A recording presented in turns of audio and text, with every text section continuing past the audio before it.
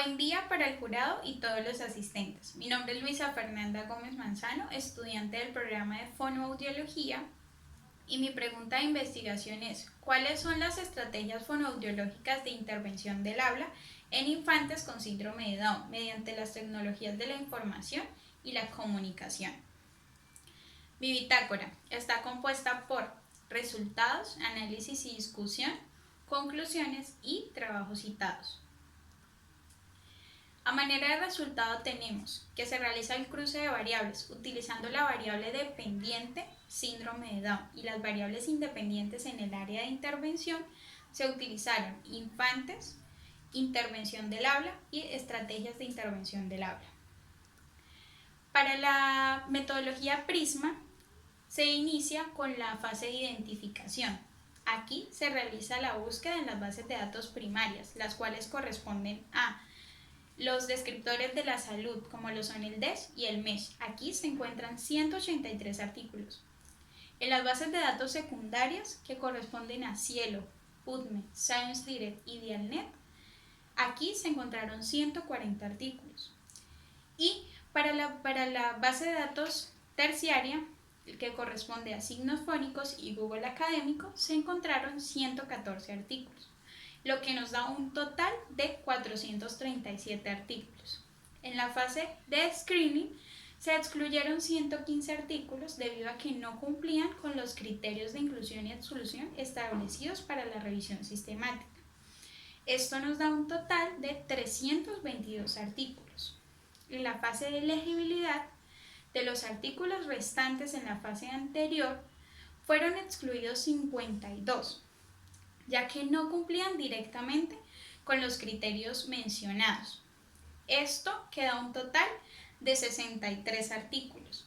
Finalmente, para la fase de inclusión, tenemos que de los 63 artículos mencionados se excluyeron 57, ya que no cumplían a cabalidad completa con los criterios ya mencionados. Esto da un total de 6 artículos. 6 artículos que dieron respuesta al interrogante de estrategias fonoaudiológicas del habla en infantes con síndrome de Down mediante las TICs. El primer artículo llevaba por título Utilización de la placa palatina de memoria y el desarrollo orofacial en infantes con síndrome de Down. El objetivo de este era demostrar el desarrollo orofacial de una niña con síndrome de Down y que a su vez recibía una intervención interdisciplinaria y utilizó la placa palatina de memoria desde que era una bebé. El segundo artículo llevaba por nombre El habla y el lenguaje en niños con síndrome de Down. Era una propuesta de intervención. El objetivo de este era ofrecer una propuesta de mejora en el habla y el lenguaje en niños con síndrome de Down. El tercer artículo es El lenguaje y el habla en niños con síndrome de Down. En este el objetivo era fomentar el desarrollo del habla y el lenguaje en niños con síndrome de Down con el fin de mejorar las habilidades comunicativas. El cuarto artículo llevaba por nombre Las características del habla y del lenguaje en niños con síndrome de Down. Este tenía por objetivo demostrar el tratamiento del lenguaje y del habla en niños con síndrome de Down. El quinto artículo llevaba por nombre Atención temprana, comunicación y desarrollo del lenguaje. Este tenía por objetivo demostrar la intervención temprana en el desarrollo del habla y del lenguaje en niños con síndrome de Down. Y por último, el último artículo que se tomó fue el retraso mental, el cual tenía por objetivo demostrar las características de la intervención en niños con síndrome de Down de acuerdo al desarrollo o al nivel de retraso mental que existe. Para el análisis y discusión, tenemos que para iniciar con una adecuada intervención se debe antes realizar una evaluación oportuna y minuciosa para detectar las dificultades exactas en el área de habla en estos infantes. Ahora, los infantes con síndrome de Down se caracterizan por presentar una afectación en la inteligibilidad del habla, el cual se ve afectado por dificultades oroprácticas, articulatorias y disglosias, que son trastornos de la articulación que se producen por las alteraciones anatómicas y fisiológicas de los órganos periféricos del habla, como lo son la lengua, los labios y las mejillas. Según varios autores, se cree que la terapia del habla no debe solo enfocarse a lo que es la enseñanza de los sonidos y los fonemas, es decir, el punto y modo articulatorio, sino que también se debe reforzar los músculos que se usan para su emisión por medio de un programa de ejercicios orofaciales, en este caso utilizando videos de guía, videollamada y demás tecnologías. Las estrategias tienen por objetivo fortalecer los músculos del área facial, es decir, los labios, la lengua y las mejillas, que se usan para emitir todos los sonidos del habla.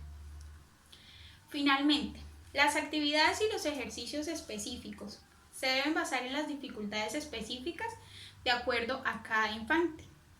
Por ejemplo, si tienen dificultades para mover los músculos de la lengua separadamente de los labios y de los de la mandíbula, entonces la terapia tendrá que trabajar en separación por cada músculo, es decir, enfocarse en praxias linguales y praxias faciales.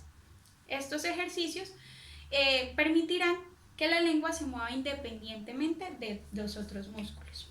Otra función que se puede trabajar o intervenir es la respiración, ya que también es importante en el habla, y en esta pues podemos estimular lo que son los puntos y modos de respiración durante la emisión del habla.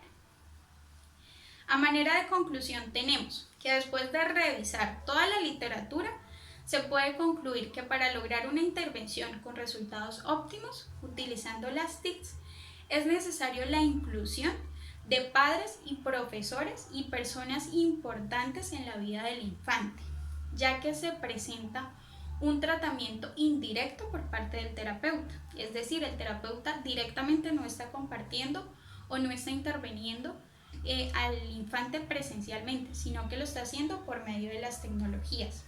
Ahora, otra conclusión. La intervención del habla es posible trabajarla por medio de las tecnologías, y dicha intervención queda a cargo de los ejercicios modificados por el fonoaudiólogo.